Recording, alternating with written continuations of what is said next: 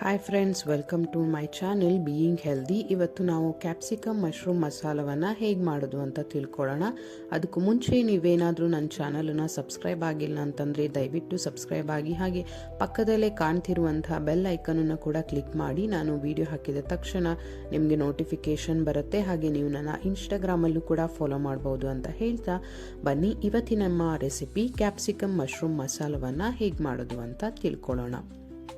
ಮೊದಲಿಗೆ ಒಂದು ಪಾತ್ರೆಯನ್ನು ಕಾಯೋಕ್ಕಿಟ್ಟು ಅದಕ್ಕೆ ನಾವು ಸ್ವಲ್ಪ ಎಣ್ಣೆಯನ್ನು ಸೇರಿಸ್ಕೊಂಡು, ನಂತರ ಮೇಲ್ಗಡೆ ಸ್ವಲ್ಪ ಜೀರಿಗೆಯನ್ನು ನಾವು ಆ್ಯಡ್ ಮಾಡಿಕೊಂಡು, ಚಿಕ್ಕದಾಗಿ ಕಟ್ ಮಾಡಿರ್ತಕ್ಕಂತಹ ಬೆಳ್ಳುಳ್ಳಿನ ಕೂಡ ನಾನು ಇದಕ್ಕೆ ಸೇರಿಸ್ಕೊಂಡು, ಇದು ಗೋಲ್ಡನ್ ಬ್ರೌನ್ ಆಗೋವರೆಗೆ ನಾನು ಅದನ್ನು ಚೆನ್ನಾಗಿ ಫ್ರೈ ಮಾಡ್ಕೊತಿದ್ದೀನಿ. ನಂತರ ಇದಕ್ಕೆ ಚಿಕ್ಕದಾಗಿ ಕಟ್ ಮಾಡಿರ್ತಕ್ಕಂತಹ ಈರುಳ್ಳಿನ ಕೂಡ ನಾನು ಸೇರಿಸ್ಕೊಂಡು ಅದನ್ನು ಕೂಡ ಫ್ರೈ ಮಾಡ್ತಿದ್ದೀನಿ. ನಂತರ ಈ ಥರ ಬ್ರೌನ್ ಆಗಿ ಅದು ಟರ್ನ್ ಆಗಬೇಕು. ಇದಕ್ಕೆ ಶುಂಠಿ ಬೆಳ್ಳುಳ್ಳಿ ಪೇಸ್ಟನ್ನು ನಾನಿಲ್ಲಿ ಸೇರಿಸ್ಕೊಂಡು ಆ ಫ್ಲೇವರ್ ಹೋಗೋವರೆಗೆ ನಾನು ಅದನ್ನು ಫ್ರೈ ಮಾಡ್ಕೊತಿದ್ದೀನಿ. ನಂತರ ಇದಕ್ಕೆ ನಾನು ಸ್ವಲ್ಪ ಉಪ್ಪನ್ನು ಕೂಡ ಸೇರಿಸ್ಕೊತಿದ್ದೀನಿ. ಇದಕ್ಕೆ ಕಟ್ ಮಾಡಿರ್ತಕ್ಕಂತಹ ಮಶ್ರೂಮ್ ಪೀಸಸನ್ನು ಇದಕ್ಕೆ ಆ್ಯಡ್ ಮಾಡಿಕೊಂಡು ಅದನ್ನು ಕೂಡ ಚೆನ್ನಾಗಿ ನಾವು ಫ್ರೈ ಮಾಡ್ಕೋಬೇಕು. ಮಶ್ರೂಮಿಗೆ ನಾವೇನು ಎಕ್ಸ್ಟ್ರಾ ನೀರನ್ನು ಆ್ಯಡ್ ಮಾಡುವ ಅಗತ್ಯ ಇಲ್ಲ, ಆ ನೀರು ಅದು ತಂತಾನಾಗೆ ಬಿಟ್ಕೊಳ್ಳುತ್ತೆ.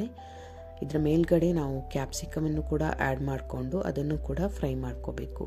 ಕ್ಯಾಪ್ಸಿಕಮ್ ಜಾಸ್ತಿ ಫ್ರೈ ಮಾಡೋ ಅಗತ್ಯ ಇಲ್ಲ, ಸ್ವಲ್ಪ ಕ್ರಂಚಿ ಆಗಿದ್ದರೆ ಚೆನ್ನಾಗಿರುತ್ತೆ. 1/4 ಚಮಚ ಆಗುವಷ್ಟು ಅರಿಶಿನ ಪುಡಿ, ಹಾಗೆ ಅರ್ಧ ಚಮಚ ಆಗುವಷ್ಟು ಅಚ್ಕಾರದ ಪುಡಿ ಅದನ್ನು ಕೂಡ ಸೇರಿಸ್ಕೊಂಡು ನಾವು ಚೆನ್ನಾಗಿ ಮಿಕ್ಸ್ ಮಾಡ್ಕೋಬೇಕು. 1/4 ಚಮಚ ಆಗುವಷ್ಟು ಪೆಪ್ಪರ್ ಪೌಡ್ರನ್ನ ನಾನು ಕೂಡ ಇಲ್ಲಿ ಸೇರಿಸ್ಕೊತಿದ್ದೀನಿ. ಅದು ಫ್ಲೇವರ್ ನಿಮಗೆ ಚೆನ್ನಾಗಿ ಡಿಫ್ರೆಂಟ್ ಆಗಿ ಕೊಡುತ್ತೆ. ನಂತರ ಸ್ವಲ್ಪ ಗರಂ ಮಸಾಲನ ಕೂಡ ಸೇರಿಸ್ಕೊಂಡು ಅದನ್ನು ಕೂಡ ಮಿಕ್ಸ್ ಮಾಡ್ಕೊತಿದ್ದೀನಿ. ಒಂದು ಅರ್ಧ ಗಾತ್ರ ಆಗುವಷ್ಟು ನಾನು ಲಿಂಬೆಹಣ್ಣಿನ ರಸವನ್ನು ಕೂಡ ನಾನಿಲ್ಲಿ ಸೇರಿಸ್ಕೊತಿದ್ದೀನಿ. ಮೇಲ್ಗಡೆ ಸ್ವಲ್ಪ ಸ್ಪ್ರಿಂಗ್ ಆನಿಯನನ್ನು ಕೂಡ ನಾನು ಸೇರಿಸ್ಕೊಂಡು ಅದನ್ನು ಮಿಕ್ಸ್ ಮಾಡಿಕೊಂಡ್ರೆ ನಮ್ಮ healthy and tasty capsicum mushroom masala ready ಆಗುತ್ತೆ. ನಿಮ್ಮ ಫ್ರೆಂಡ್ಸ್ ಫ್ಯಾಮಿಲಿ ಜೊತೆ ತಿಂದು ಎಂಜಾಯ್ ಮಾಡಿ.